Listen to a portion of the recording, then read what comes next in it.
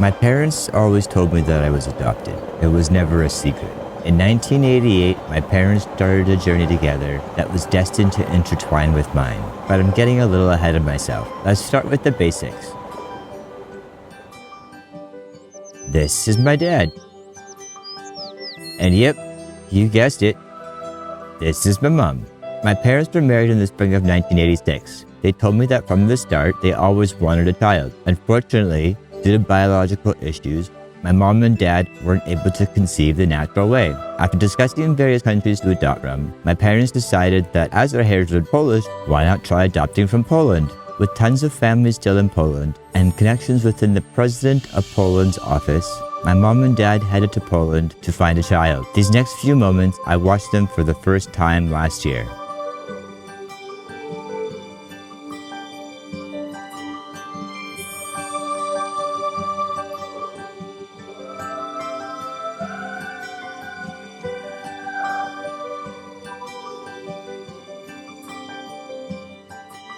My parents had visited a few orphanages in other cities and were visiting the orphanage I was in. My mom says they visited during supper time and fish was on the menu. I reached up and said, "Mama," which means mom in Polish. I planted a fish-filled kiss on my mom's cheek and that was it. The orphanage made sure I felt safe with my parents before allowing the adoption to proceed. Once my parents got the okay, preparations were made. My mom returned on her own to complete the adoption.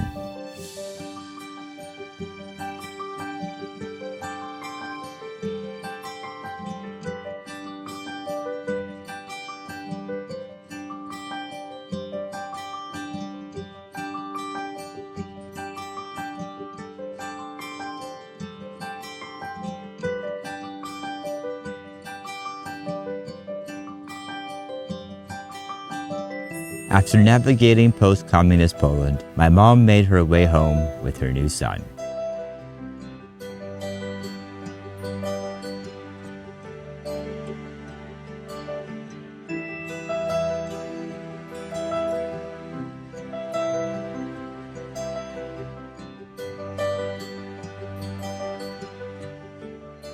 We lived in a small town called Claremont, Ontario. During an evening in the backyard, my parents heard the neighbors having a discussion about them, and so my parents decided that it was time to move.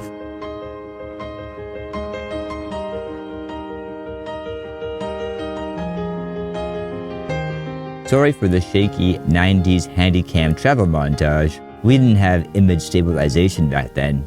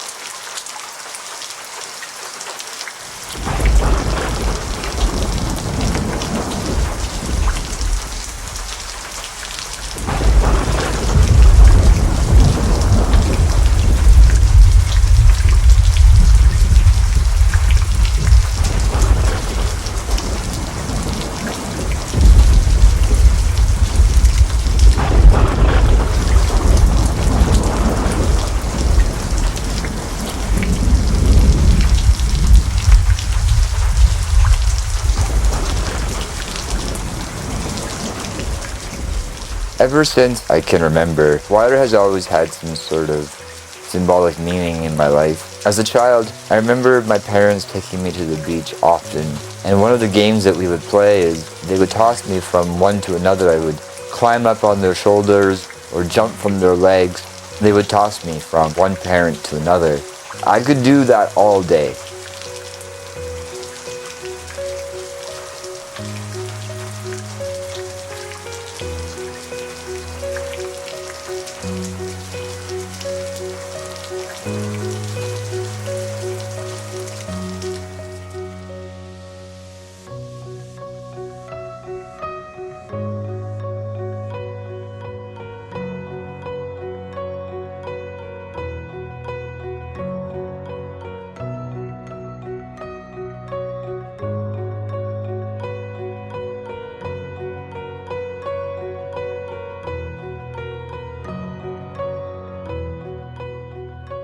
At the end of our day, when it was time to start packing up, my parents would also play this game with me where they would tell me to go wash the sand off of my feet. I would run to the lake or run to the nearest body of water, and I would eagerly wash the sand off of my feet.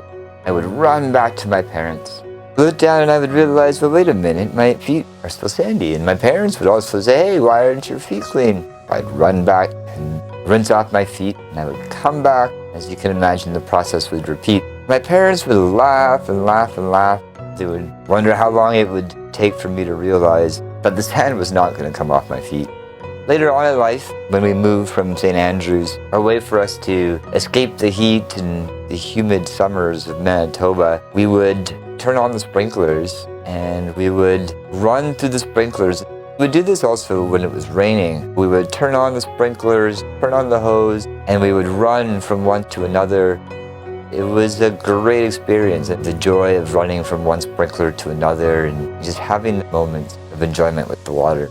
During my dad's final days, he was still creating. I remember one day I walked into the hospital and he asked me to come to the washroom. He asked me just to listen. Listen to what? I said, here, you'll see in a second. My dad filled the sink with water. He pulled the plug. At the end of the water coming out of the sink, that last moment, my dad pointed out and said, I want this to be the intro, the opening to my opera. He said, I want it to be called Sickness. And I want that to be the opening moment. So that's why at the start of this video, you may have noticed the image of the drain and the water flowing and the associated sound with it. After spending some time thinking about it and realizing what my dad was talking about, he was referring to the water going down the drain as if that was his life going down the drain. I found that a very powerful symbol. But I think that symbol can also be a transitional symbol, a symbol of getting rid of the old and coming with the new, because the sink gets refilled. I think that's important. A sink doesn't stay dry, it doesn't stay empty. Water gets put back in and then it's drained, and the process continues. I think that's the same with life. So for myself, I leave you with that image, but I also leave you with the image of the figure standing and looking at the cancer ribbon and the video slowly moving away, as if to say cancer is not the focus. Cancer is there. There is something past that wall, and we just need to see it. It might take a flushing of the drain or a clearing out of the drain, but in the end, things will clear out. Water's powerful. So is the human mind, and so is the human spirit. With those, we can carry on.